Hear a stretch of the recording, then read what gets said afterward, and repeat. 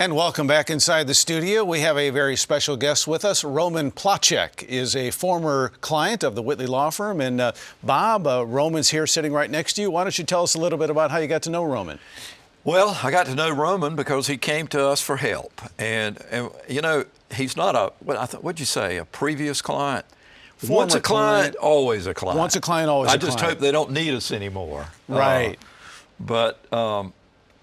I've enjoyed my time with him. He's a different guy. He's not from eastern North Carolina. He didn't grow up on a farm in the eastern part of the state. He's from Roman, east of here. Why don't you tell Drew something about your background?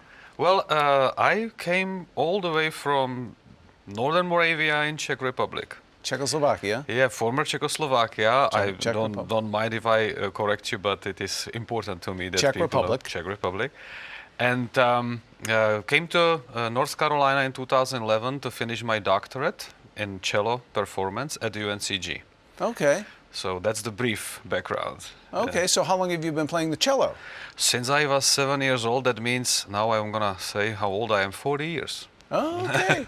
Well, congratulations for your success with the cello. And thank you what very do you much. do with now? Are you a performer with a symphony or? I actually have a professional ensemble with my partner Elena Nezhdanova, who is also doctor of in piano performance, and we play concerts and we do little tours every summer.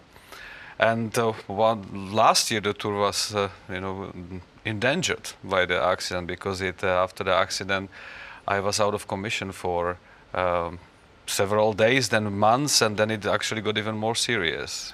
So Roman, tell me what happened.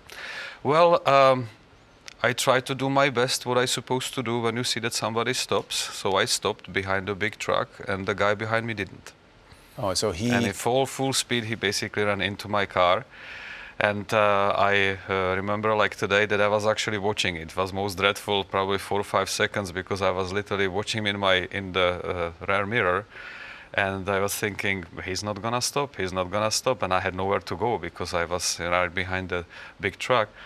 So there was an impact, and first thing what I remember was that wasn't that bad, because I realized I'm still sitting in a chair, in a seat, and the seat belt worked, But then I looked around, and all the stuff which I had around me, the cups, everything was on the floor. So first thing what I did, because a similar thing happened to me before, and I tried to handle it very, let's say, amateurish way. Just sort of like, you get up and you start to talk to people, and you just, before you dial 911, everything you say things. So I didn't do that. I just sat down, called 911, told them what happened, where I am, and waited. And did you go to the hospital? I went to the hospital that evening because when the emergency arrived, they took all the measurements, everything, and asked me if there is any pain. I said that I have a sharp pain going from my shoulder to my chest. And I said, oh, it's a whiplash from the Sure. And I said, no, not really, because my belt was over here, but I felt sharp pain from my shoulder. And it was because I was holding my, I had my left arm on the wheel. On the wheel, okay. Yeah. And when I went to emergency room that night, because somebody recommended me, oh, you have to go to emergency room. Sure. My dear friend, and he recommended me also a doctor. So I went, and that they did all possible things what was necessary, and the results were a little bit mixed. But they said I have to see specialist. Next morning, basically, when they looked up again the RX, they told me that I have to see specialist. When did you realize that you needed help through this process? You needed to find an attorney to help you through this? Well, the accident happened on Thursday afternoon. Thursday night, 5 hours I spent at the emergency, and next morning, clearly, because I had a statement from the police right away that it was 100% not my fault. So I picked up the phone and called my insurance, and they said, that's not your fault, we'll do our work, and the other guy's insurance have to take care of it. And here is their I had their information, so Sure. I called them up, and the lady on the phone said, oh, no, I have to go to see a dentist, I will call you later. I was sitting there with a pain in my shoulder, missing actually a visit with my daughter, being completely devastated, because I had no idea what's going to happen. Sure. And I said, I will try something else. So I did one thing, but I did call the, the person who was responsible, basically, which was a company, and they told me just they will not talk to me at all. Oh. So then I said, okay, I'm done, and I just typed in injury attorneys, and the first which came out was Whitley Law Firm. Yeah. I picked up the phone and called them, and I think it was Shay who actually responded to me. And it just very smoothly started right from there. She said, okay, we'll take care of the first thing first, so you know what's going to happen in terms of the money, because I was curious, like, if it's going to cost me anything. She said, don't worry about anything. We'll just share the results, but, you know, sign here and we'll get right on it. Okay. And since then, I didn't have basically any work, any problem. Bob, you've probably, you've heard that story probably from numerous clients that the insurance company says, well, I can't talk to you. You're on your own. Well, they'll either do that, Drew, or sometimes they'll offer you $500 or $1,000 just to get it to over go with. away. Okay. You know, kind of a rush to settlement.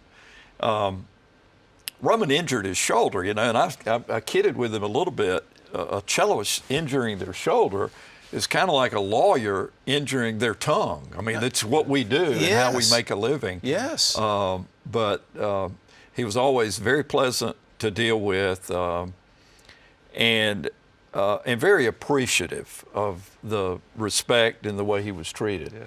I have to say that one thing what I immediately understood was, and Shay, and also when I think we briefly talked at the beginning, I said just be patient and follow the instructions. Okay. And make sure that you get better and you finish the treatment. Right. I think that's one thing what I really appreciate. It was very clear. And my message, basically, what I would like to say, just follow those instructions. And the most important of them, get better. Get everything under control and get better. And when everything is closed, then is the time to start talking about what is going to happen with, you know, if there is any kind of settlement or something like this. And I did that. Roman, what has working with the Whitley Law Firm meant to you personally? Well, you know, if you come here as an immigrant, you constantly deal with law. You constantly deal with lawyers.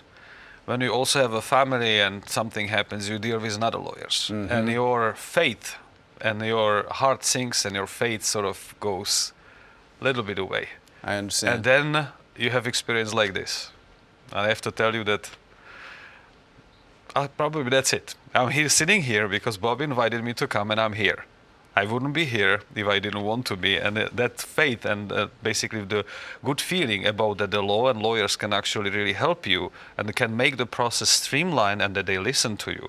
That's very, very important. And what you're telling me is Shay, who you talked to with the Whitley Law Firm, when you made that initial call, treated you with respect and treated you with dignity. Always, always. And she listened.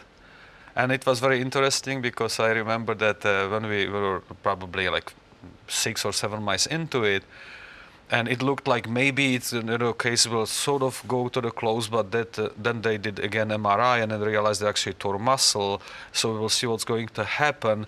And in the end, it went to a surgery. She was very honest. She said, you know, I really don't know how to approach this case because we never had, you know, like this case.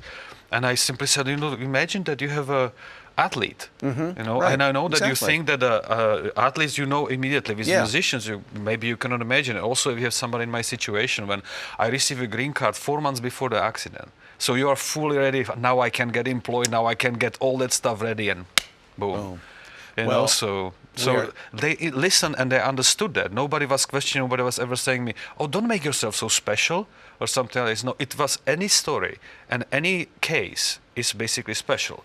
You know, so that made me feel very, very good about it, and also helped with patience because it was nearly 2 years ago.